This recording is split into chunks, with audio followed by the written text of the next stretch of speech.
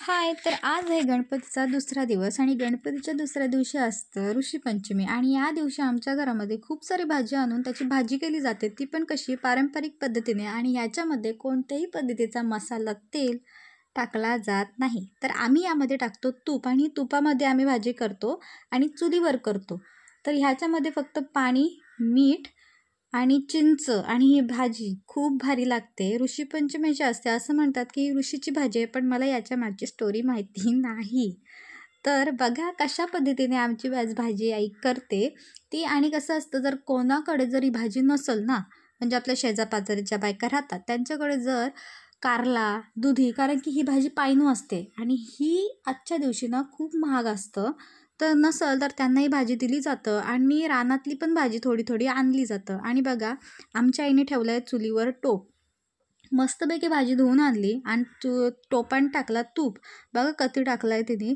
एक तुम्हाला सांगतो ना, ही भाजी एवढी भारी भारी लागली ना, म्हणजे लयच भारी लागली. मी 2-3दा घेऊन खाल्ली आणि रात्री पण मी हीच भाजी खाल्ली भाकरीसोबत. तर लयच भारी. तुम्ही कधी ना कधीतरी ट्राय करा आणि तुम्ही खा. भले तुमच्या घरात गणपती नसेल, कारण की गणपतीत स्पेशली केली जातं भाजी.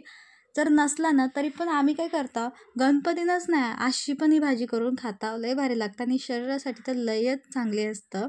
कारण की आपण अशा दिवशी ऑइली खातो, मसाल्यांचं खातो जेवण.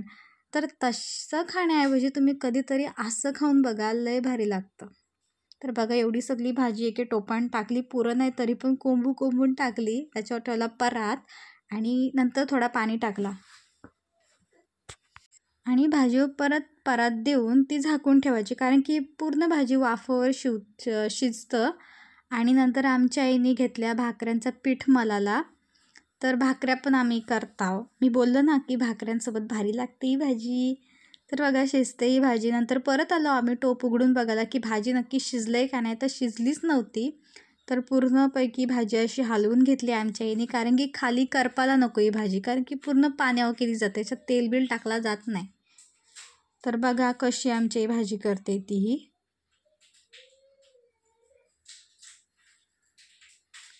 मस्त लागतं. कधी ना कधी ना आपण ही भाजी ट्राय करायलाच पाहिजे. आमच्या घरी काल मोदक केलेलं, पण त्याची व्हिडिओ करायची मला आठवणच नाही, कारण की एवढा काम ना, लयच. एक करू काय दुसरा करू असा होतं माझा.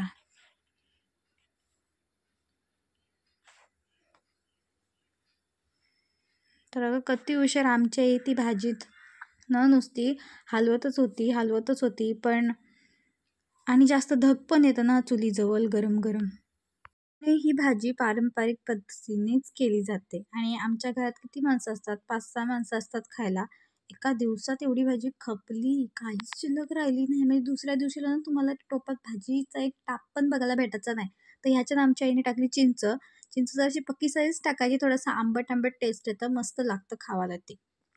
मग लय भारी. जर तुम्ही भाज्यांचा साला नाही काढली आणि अशीच भाजी टाकली ना, तरी पण त्या भाजीला चव, एवढी भारी भाजी लागते ती खावायला. पावसाळ्याच्या सीझनला तर लयच भारी आणि पावसाळ्यानंच केली जातं. आणि चिंच टाकल्यावरती ही भाजी मस्तपैकी हलवून घ्यायची, एकजीव करून घ्यायची आणि नंतर याच्यावरती झाकण देऊन ती ठेवायची, कारण की पूर्ण ही एकदम गलली ना भाजी, म्हणजेच पूर्ण शिजवण्याचा किमा झाला ना की नंतर येऊन बघायचा की भाजी झाले.